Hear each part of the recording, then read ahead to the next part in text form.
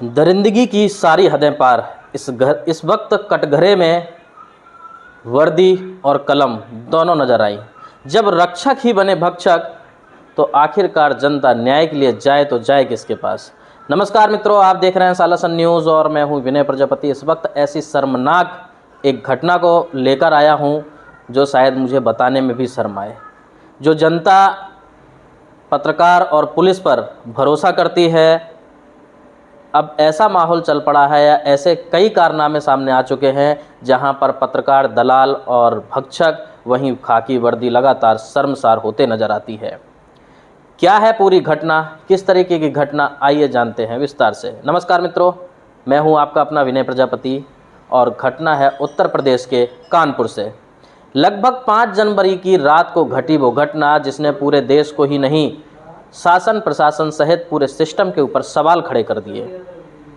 घटना कुछ ऐसी थी, एक 14 वर्षीय नाबालिग लड़की को स्कॉर्पियो के अंदर ले जाया जाता है और कई घंटे तक उसके साथ सामूहिक दुष्कर्म किया जाता है। शर्म की बात तो तब हो जाती है जब दुष्कर्म करने वाला कोई और नहीं, जनता की सच्ची आवाज़ बनकर सरकार और कानून तक पहुंचाता है। और जो कानून जनता की रक्षा करने का वादा करती है, संविधान को पढ़कर आती है और संविधान की शपथ लेकर ये वादा करती है कि हम न्याय समर्पण जनता के प्रति और देश के प्रति सदैव रखेंगे, वही दो ऐसे नाम पुलिस और पत्रकार इस मामले में इन्वॉल्व दिखे। 8 जनवरी को जब यह घटना सोशल मीडिया पर तेज़ी से वायरल होने लगी, तब उसके बाद 8 फरवरी को FIR दर्ज हुई।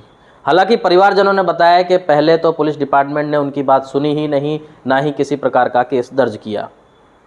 जब सोशल मीडिया पर धीरे धीरे इस पूरे मामले ने ताव पकड़ लिया, तब पुलिस प्रशासन थोड़ी सी हरकत में आई और कुछ अधिकारियों को भी उन्होंने निलंबित कर दिया।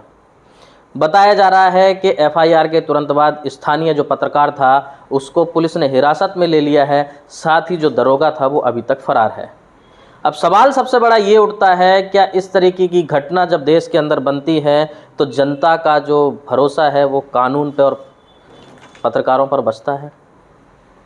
क्योंकि लोगों के मन में सिर्फ पुलिस डिपार्टमेंट और पत्रकारों को लेकर ही जो थोड़ी बहुत इज्जत बनी थी, हालांकि राजनेता तो पहले से ही इज्जत बेच के राजनीति में आते हैं, लेकिन थोड़ी बहुत जो इज्जत बचती थी वो पुलिस और पुलिस के बाद पत्रकारों की।